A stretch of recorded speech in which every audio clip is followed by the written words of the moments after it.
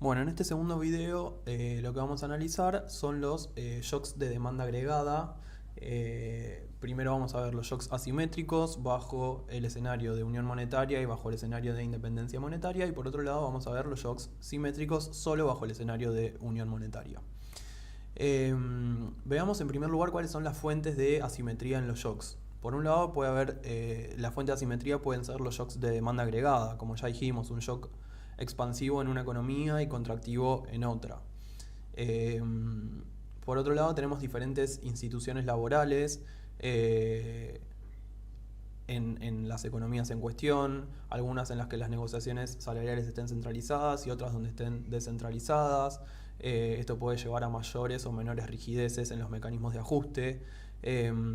Por otro lado tenemos diferentes sistemas legales, distinto orden de prioridades respecto a problemas macro. Hay algunas economías que priorizan la inflación, otras que priorizan el desempleo. Y por último tenemos diferencias en las estructuras productivas. Cuanto más especialización hay en una economía y menos diversificada está la producción, mayor es la posibilidad de shocks asimétricos entre las distintas economías. Bueno, veamos el modelo. En primer lugar vamos a ver el shock asimétrico. Tenemos dos países, por un lado Francia, por otro lado Alemania. En Francia hay un shock contractivo en la demanda agregada, en Alemania hay un shock expansivo en la demanda agregada. Y dos escenarios, como les dije, independencia monetaria y unión monetaria.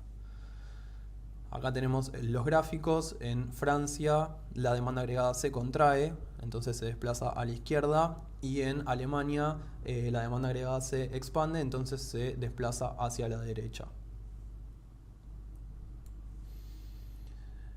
Repasemos antes de analizar los mecanismos de ajuste cuáles son las implicancias de una unión monetaria ante un shock de este tipo. Sabemos que los países tienen una moneda común y que la tasa de interés está establecida por la autoridad monetaria supranacional. Entonces, en el caso de Francia, que tuvo una contracción en la demanda agregada, no va a poder hacer política monetaria expansiva para solucionarla. Y Alemania, que tuvo un shock expansivo, no puede contraer la política monetaria para volver al equilibrio. Y por otro lado, el mecanismo automático de ajuste del tipo de cambio tampoco puede ser utilizado, porque también se renuncia a la política cambiaria. Entonces, la clave en este caso estará en la flexibilidad salarial y de precios. El potencial problema es la rigidez en los precios, que no permitan llegar a un ajuste por precios y el ajuste tenga que darse vía cantidades. Veamos el escenario bajo unión monetaria. Como les dije, el ajuste se da vía salarios y precios. Potencial problema, rigideces. En Francia, en primer lugar, cae la demanda agregada. Entonces, en este punto hay un exceso de oferta de bienes. Esto hace que la economía se desplace por la curva de oferta hasta este nuevo punto, donde el producto es menor al producto inicial, pero los precios también son menores. Como bajan los precios, bajan los salarios. Y esta caída en los salarios me desplaza la oferta agregada hacia la derecha, llegando a un nuevo equilibrio donde el producto es el mismo que en el momento inicial, pero los precios son menores. Entonces el ajuste se dio vía precios a través de un proceso deflacionario, pero las cantidades en el nuevo equilibrio son las mismas. Veamos qué pasa en Alemania. Va a pasar lo contrario. Como shock inicial tenemos una expansión de la demanda agregada. Tenemos un exceso de demanda, en este caso, que va a hacer que nos traslademos por la curva de oferta hasta este nuevo punto donde el producto es mayor al producto inicial, pero los precios también son mayores. Como los precios son mayores, los salarios van a empezar a pujar al alza, y cuando aumenten los salarios eso me va a contraer la oferta agregada. Entonces se desplaza la oferta agregada y llegamos a un nuevo equilibrio donde el nivel de producto de vuelta es el mismo, pero los precios son mayores. O sea que se llega a un nuevo equilibrio a través de un proceso inflacionario. En el nuevo equilibrio, en los dos casos, los precios son estables, pero en el caso de Francia son más bajos, en el caso de Alemania son más altos. Veamos otros mecanismos de ajuste en caso de rigideces en los precios. Por un lado, puede ser la libre movilidad de factores productivos entre los miembros de la Unión Monetaria. Por ejemplo, una caída del output y del empleo en Francia podría compensarse con migración hacia Alemania, donde el empleo aumentó. Pero el problema es que puede haber movilidad limitada, especialmente de trabajo, que es lo que efectivamente ocurre, por ejemplo, en la Unión Europea. Y por otro lado, transferencias fiscales interjurisdiccionales. En una región con federalismo fiscal, el ajuste podría lograrse a través de una transferencia fiscal hacia la región que sufrió el shock negativo. Por ejemplo, puede ser que Alemania le haga una transferencia a Francia para poder compensar los efectos del shock en la demanda agregada. Volvamos un poco a el ajuste vía movilidad de factores productivos. Supongamos que los salarios están rígidos, ¿sí? Y que los precios también. Entonces el ajuste no puede darse de la forma en que se dio en Francia. Hasta este punto todo va a ser igual, o sea, el desplazamiento en la demanda agregada, que es el shock contractivo. Acá tenemos un exceso de oferta de bienes, pero ese exceso de oferta de bienes no puede solucionarse con una caída de precios. Entonces lo que va a pasar es que los trabajadores van a migrar hacia un país donde haya más empleo, como por ejemplo en Alemania. Como va a haber menos fuerza de trabajo, se va a contraer la oferta.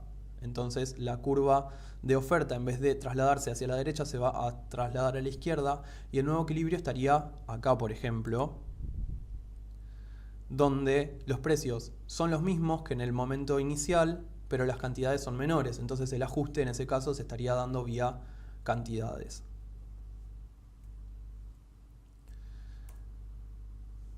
Veamos el mismo shock, pero bajo independencia monetaria. Recordemos que bajo independencia monetaria los países recuperan la posibilidad de hacer política monetaria, de hacer política cambiaria.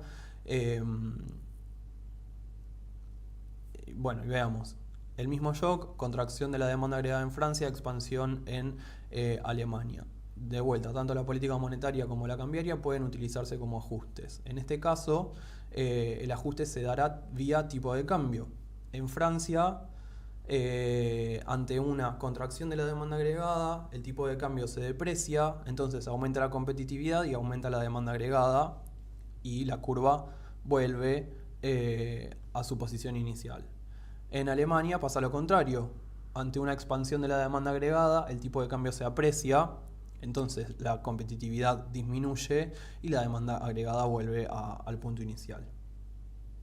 El ajuste es más sencillo en este caso.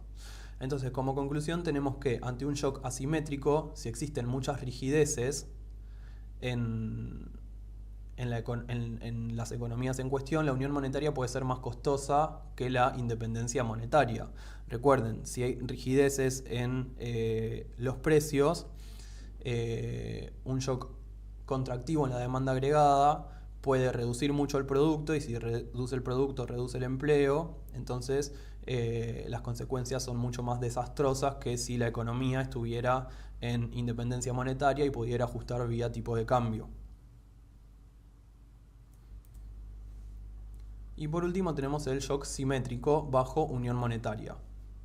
Supongamos que el shock de demanda agregada es negativo para ambas economías, tanto Francia como Alemania. La demanda agregada se contrae. En este caso, como el shock es el mismo para las dos economías que forman parte de una unión monetaria, la autoridad supranacional puede actuar, porque actúa y el efecto será el mismo para las dos economías que conforman la unión monetaria.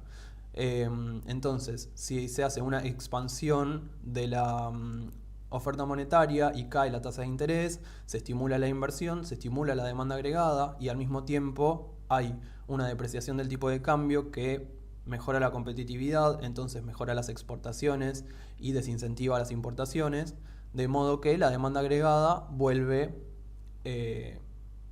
al punto inicial.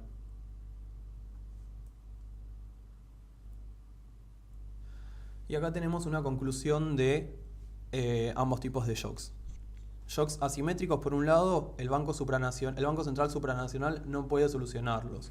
Por este motivo que les digo, si tenemos un shock expansivo en una economía y contractivo en la otra, el Banco Central no puede hacer una política monetaria expansiva porque va a beneficiar a una economía y va a perjudicar a la otra.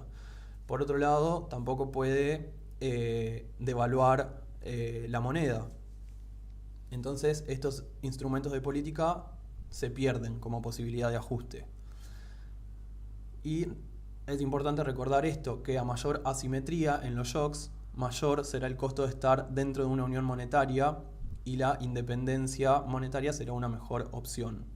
¿Por qué más asimetría implica que mayor es el costo de estar dentro de una unión monetaria y que la independencia es mejor? Porque a mayor asimetría, mayor es el costo porque renuncias a políticas que no van a ser efectuadas ni por vos como nación, ni por el ente supranacional, porque si el shock es asimétrico no se puede realizar política monetaria ni política cambiaria. Entonces, en ese sentido decimos que cuanto más es la asimetría, más es el costo en el que se está incurriendo cuando el país se une a una unión monetaria.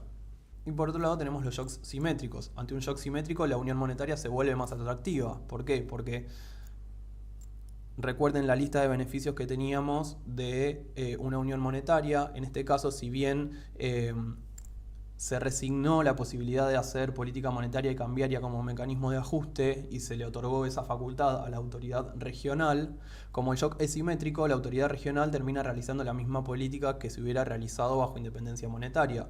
Entonces, ambas economías saldrían ganando. El punto 2 dice eso, que los problemas pueden ser solucionados por el Banco Central supranacional. Y en este caso, la independencia monetaria podría generar problemas de nacionalismo económico, como buscar beneficios en detrimento del resto de los países, que esto es, por ejemplo, una guerra de monedas.